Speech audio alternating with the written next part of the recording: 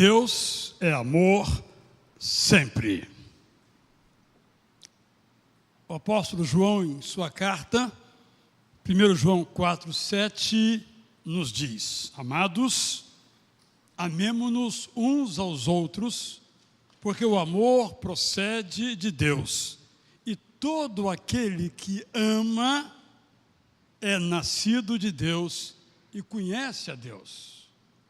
Mais adiante, no verso 16, ele complementa: E nós conhecemos o amor e cremos neste amor que Deus tem por nós. Deus é amor. E aquele que permanece no amor, permanece em Deus, e Deus permanece nele. Texto simples, mas tão profundo que temos dificuldade de alcançar todo o seu significado, precisando meditar profundamente para que parte desta mensagem nos alcance a inteligência e o coração. Quando nós lemos o livro de Gênesis, primeiro da Bíblia, do Antigo Testamento, nós descobrimos uma série de ações feitas por Deus por amor. No culto das 9, eu destaquei 5 dessas referências entre as 10 que separei. Agora, destacarei outras do Evangelho de Mateus, o primeiro do Novo Testamento. Depois, pretendo enviar para os irmãos a íntegra da mensagem, que não é possível que nós complementemos neste instante. Assim, quando lemos o Evangelho de Mateus, no capítulo 1, observamos que enquanto as pessoas viviam normalmente seus dias, algumas pequenas, outras grandes, e muitas cheias de erro, o Deus eterno escrevia com elas a chegada do Messias. Mateus 1,17, resumo daquela genealogia que nós muitas vezes pulamos. Pensando nisso, acho que Mateus fez então uma síntese para nós. Assim, os nomes da genealogia de Jesus encabeçam 42 famílias, sendo 14 no período entre Abraão e Davi. De Davi a Jeconias, quando ainda estava cativo no exílio da Babilônia, e 14 de Jeconias, depois de voltar a Jerusalém, até Jesus Cristo. Foi interessante essa semana, quando eu compartilhei alguns capítulos da versão Prazer da Palavra, um participante muito próximo, morando na Bahia, cego, que lê através de aplicativos, me disse: eu achei que você não falou no nome de Ruth. Eu perguntei: será que eu errei? Voltei à genealogia e Ruth não é mencionada. A razão que o autor fez isso, nós não sabemos. Mas penso que talvez o autor quis destacar algumas pessoas amadas por Deus. Se você olhar essa genealogia, algumas delas você não amaria. Mas Deus as amou. Não só as amou, como construiu a história da chegada do Messias através dessas pessoas que nós classificaríamos como impróprias ou indignas. Sabe por quê? Porque Deus é amor, sempre. Claro, fica essa ideia. Quando o enfurecido Herodes, que queria ser chamado de grande, decidiu matar bebês para alcançar, sobretudo, Jesus, ainda infante, por amor, o Deus eterno frustrou o plano do que queria matar e encontrou para seu filho um abrigo no Egito, que vivo pôde continuar.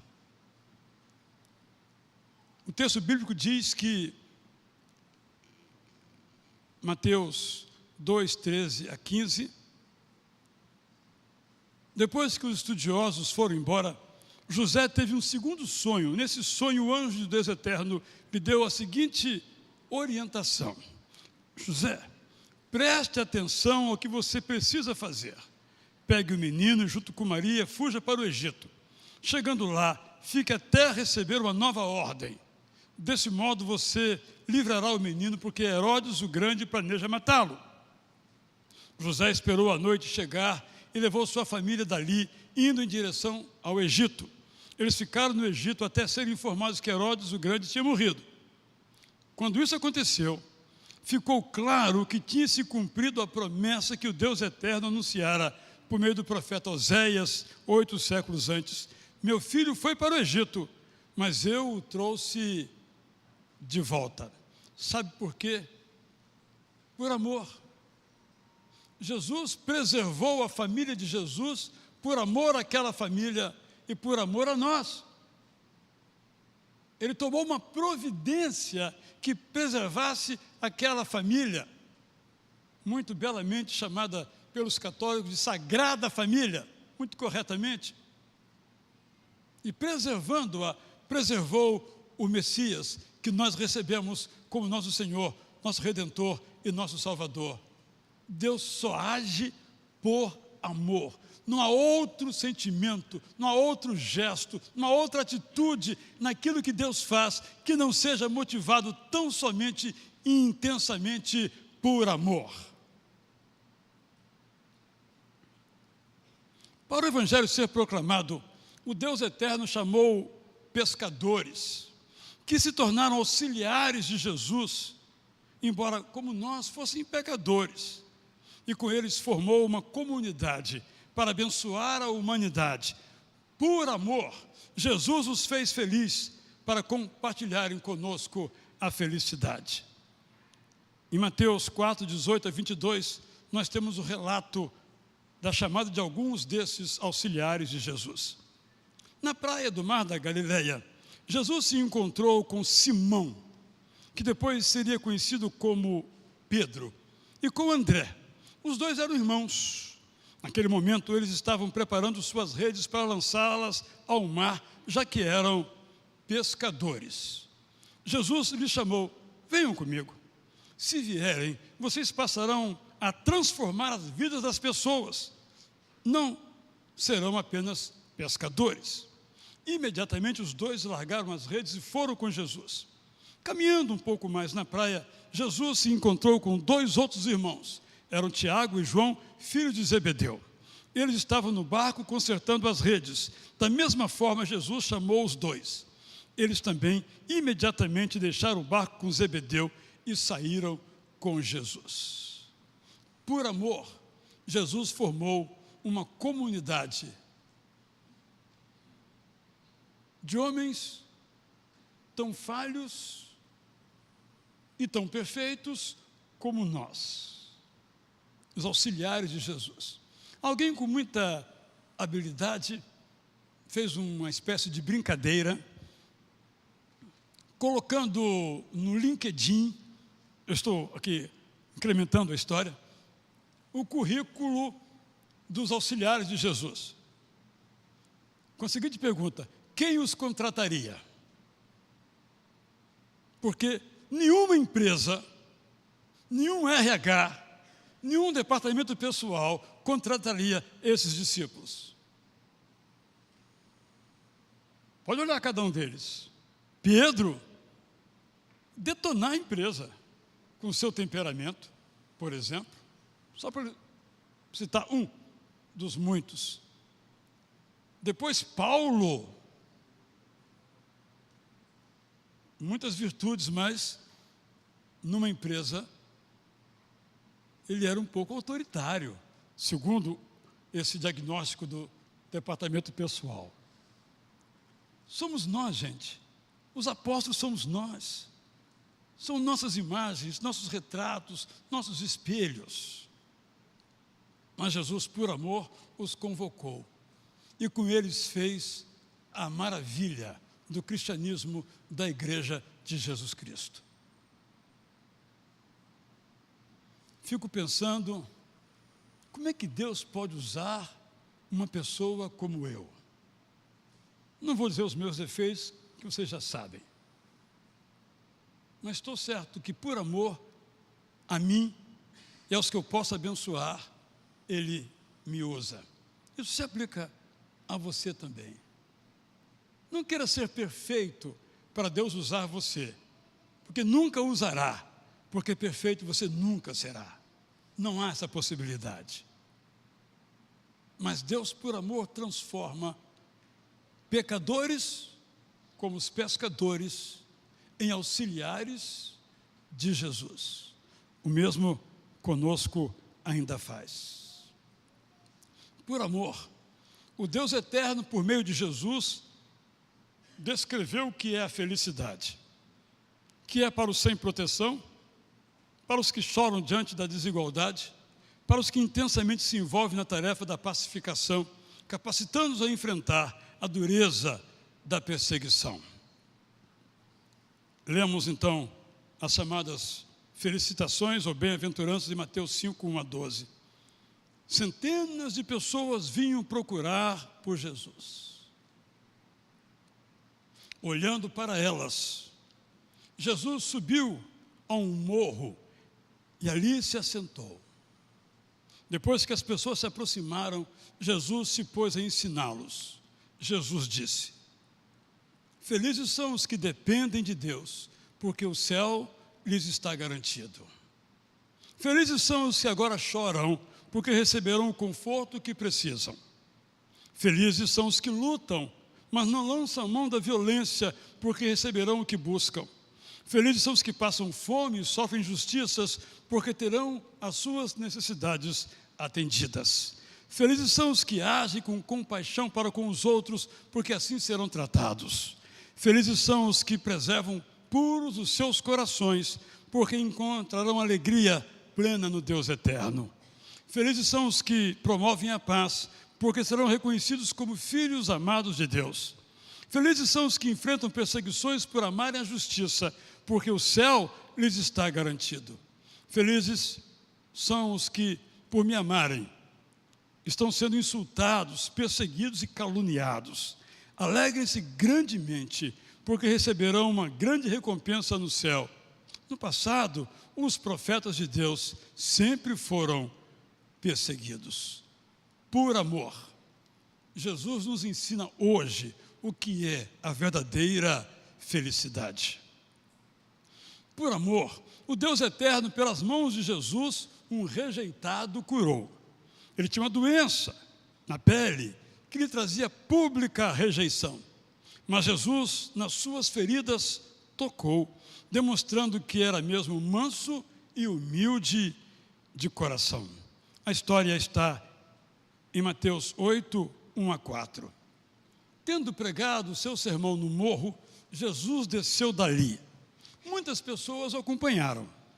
Algum tempo depois, ele foi procurado por um homem que tinha uma grave doença de pele. Jesus se aproximou, encurvou-se diante de Jesus e fez logo um pedido: mestre, sei que se quiseres, tu podes me curar. Jesus se encantava com essas palavras, porque ele dizia: em Israel é difícil encontrar alguém que tenha fé, como esse e outros com quem ele conviveu. Jesus estendeu a mão para o homem, tocou no seu corpo e lhe disse: é claro que limpo, é claro que quero, fique limpo agora. Imediatamente o homem ficou curado, sem doença alguma. No entanto, Jesus lhe pediu com muita clareza: por favor, não conte a ninguém o que lhe aconteceu. Só quero que você vá ao templo, apresente-se ao sacerdote e entregue a oferta exigida em Levítico 13:14. Assim ninguém contestará a sua cura. Olha que admirável amor. Cuidou de um detalhe, porque a lei seguida pelas pessoas dizia que se um sacerdote não atestasse uma cura, mesmo que essa pessoa estava curada, não era considerada curada. Era uma maneira de o sacerdócio controlar as pessoas. Jesus, então, com essa preocupação, com esse cuidado, por amor, lhe dá essa orientação. Por amor, ele toca aquela pessoa com aquela enfermidade na pele. Isso era proibido pela lei. Essas pessoas andavam com um sino no pescoço, para que todos vissem e se afastassem. Jesus se aproximou e tocou, por amor. Por amor, o Deus eterno, pelos pés de Jesus, a muitos lugares ia, para ensinar o Evangelho e curar todo tipo de enfermidade. Tudo porque, diante do sofrimento das pessoas, ele se compadecia e desejou ser o pastor delas, para lhes dar alegria e plenitude. O evangelista Mateus 9, 35 a 38 nos conta que Jesus viajava por todas as cidades, grandes e pequenas. Sabe aquela frase famosa no mundo artístico? O artista vai onde o povo está. Vem daqui, com certeza, porque Jesus ia onde o povo estava, não para buscar aplauso. Não era um artista, era o Messias. Ele ensinava nas sinagogas e em todos os lugares pregava o evangelho da graça de Deus e curava todo tipo de doença física e mental. Jesus olhava para as pessoas e sentia grande compaixão por elas, porque via suas aflições e notavam que estavam perdidas sem que ninguém as conduzisse. Por isso Jesus disse a seus auxiliares: é imenso o trabalho a ser feito, mas são poucos os que se dedicam à pregação da mensagem. Orem a Deus eterno para que mande mais trabalhadores para que o evangelho seja anunciado a muitas outras pessoas. Sétima referência e última. Quando se encontrou com um homem de mão atrofiada, pelo toque de Jesus, o Deus eterno o curou. Era sábado, quando a religião proibia que nem a bondade fosse praticada. Mas entre a regra e o amor, o Deus eterno escolheu o amor. No texto de Mateus 12, 9 a 14, nós lemos que Jesus saiu dali e foi direto para uma sinagoga, onde estava sentado. Eu posso ficar com o discurso: Senhor, eu te amo. E fica tudo bem, só eu e Deus sabemos. Mas se eu falar ao meu próximo, eu te amo, ele vai esperar que você já tenha demonstrado isto com ações. O sarrafo é mais alto. Jesus não baixa o sarrafo, coloca no mais alto sarrafo nesse sentido, para que nós possamos viver este amor. João então diz: olha,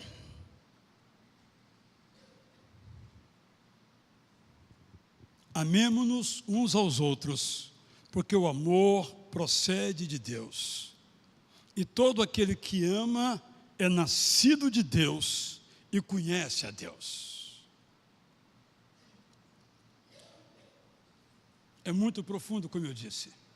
Se você me perguntar se eu já entendi, eu direi que estou tentando. Talvez eu só entenda quando chegar face a face com Jesus. E nisto nós conhecemos o amor e cremos nesse amor que Deus tem por nós. Deus é amor. Que frase! Rompe com a gramática, rompe com a filosofia, rompe com tudo que se pode imaginar, porque Deus não é amor. Deus é Deus, amor é amor. Mas tão intensamente Deus nos ama, que ele se confunde, entre aspas, o confunde aqui, com amor. Não dá para olhar para Deus e não ver amor. É impossível, porque se juntaram como se o amor fosse uma pessoa, e Deus fosse uma pessoa, e se fundiram numa só, como uma imagem para esse entendimento. E aquele que permanece no amor, isto é, aquele que ama, permanece em Deus. E aí vem a promessa, e Deus permanece nele. Não é o que nós queremos? Que Deus permaneça em nós? Amemos? Não queremos que o amor permaneça em nós? Amemos a Deus. É uma tarefa para a vida inteira, que se manifesta de diferentes modos e distintos lugares.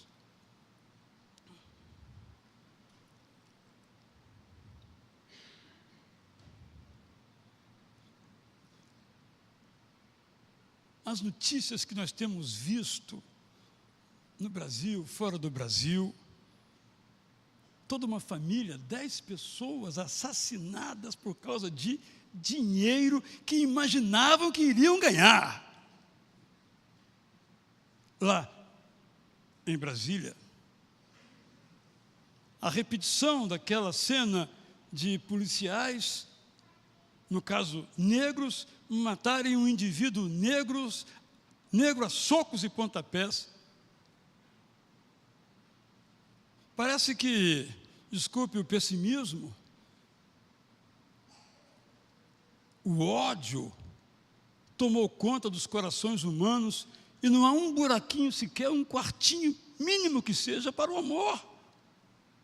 Quando todo o nosso coração, dilatado pela graça, devia ser todo amor, sem um centímetro para o ódio. Essa é a nossa meta, tem que ser a nossa meta. Por isso, ontem, eu telefonei para Germana. Germana, missionária do Sorriso da Amazônia, já esteve aqui em nossa igreja, já participou de várias transmissões conosco. Ela e seu marido, André, estava no barco O Missionário. Se tiver ao ponto aí, Rafael pode colocar. E recebeu uma ordem. Estava no barco, lá num dos trechos do rio Amazonas. E a ordem foi: vá para Roraima. E ela foi para Roraima. Está lá em Roraima para atender os indígenas Yanomamis. Bem-vinda, querida irmã Germana. Você está agora em Boa Vista. Oi, pastor, bom dia, tudo bem? Bom dia, meus irmãos. Sim, estamos aqui em Boa Vista, né? Tivemos aqui o privilégio de poder servir esses dias aqui, levando suporte ao povo Yanomami que está aqui na cidade de Boa Vista. E algumas ações já foram tomadas? Quais, Germana? Por favor. Sim, pastor, nós já fizemos ali a entrega de medicamentos, né? Ali na Casai, que é o hospital. Fizemos entrega também no Hospital da Criança Yanomami. Entregamos mais de 500 kits de higiene, lanches para essas crianças e muitas redes e mosquiteiros para esses que estão aqui na cidade. Você, na conversa comigo, me disse que quando o indígena Yanomami vai para o hospital, vai toda a família. Sim, nós temos aqui cerca de 700 pessoas na cidade, mas não são todas que estão doentes. É porque, como é muito longe, né, às vezes eles viajam dias para chegar aqui, então, se tem uma criança doente, vem toda a família. Uma pergunta muito comum, Germana, é se nós estamos lá entre as aldeias, mas isso não é possível, correto? É isso mesmo, pastor. Nós não estamos chegando às aldeias, né? As aldeias, elas são isoladas. Hoje, o acesso às aldeias é estrito do Exército. Nós estamos conseguindo dar esse suporte para os indígenas que estão vindo para a cidade. E como você se sente pessoalmente nesta missão, Germana? Pastor, eu me sinto muito grata a Deus, né? Nós precisamos viver o amor que um dia nos alcançou, e o amor do Senhor nos alcançou, resgatou as nossas vidas. Então, quando nós levamos, seja um remédio, ou seja um kit de higiene para essas pessoas, nós não estamos levando coisas, mas nós estamos levando a esperança de Cristo Jesus através desse cuidado. Então, nós não estamos entregando redes, nós estamos entregando o amor e levando o amor de Cristo Jesus para essas pessoas. Germana, você estava no barco, não é? O barco missionário? Estava, pastor, estava seguindo viagem com uma caravana de São Paulo, mas aí houve essa necessidade, nós entendemos que precisávamos ir para lá. O André seguiu viagem com o barco, está em viagem até agora, e eu fui para Boa Vista. Alguma pergunta a ela, pastor Alcenir? Não, pastor, eu quero só parabenizar, né, a Verônica, a Germana, porque quem conhece a história desse casal, meus irmãos, não tem como não acreditar no poder de Deus, porque foge completamente à razão, né? Se você for racionalizar, poxa, mas como é que dois jovens, né, dentistas, com um futuro promissor em São Paulo, largam tudo, fecham lá consultório, vão lá para o meio da floresta amazônica, agora vão cuidar de índio, estão sempre prontos a responder a essa missão que Deus dá? Não cabe na razão, meus irmãos. Por isso, o trabalho missionário, pastor Jael, é tão apaixonante. Então, eu só tenho a agradecer a Deus pela vida da Germana e pelo André, e em breve nós estaremos juntos lá no barco missionário. Amém. Hoje à noite a Germana vai estar conosco também aqui no nosso comissionamento, né? Nós vamos ter aqui o grupo que vai lá para a Amazônia, né, ter esse instante, e a Germana vai também participar e dando uma palavra aqui para o nosso grupo. Germana, muito obrigado. Não sei se você ouviu alguma parte da mensagem, foi exatamente sobre amor. Amor que inclui as palavras, que sem palavras nós não nos comunicamos, mas vai além das palavras com as quais este amor nós demonstramos. Nós agradecemos a você e pedimos ao nosso Deus que cuide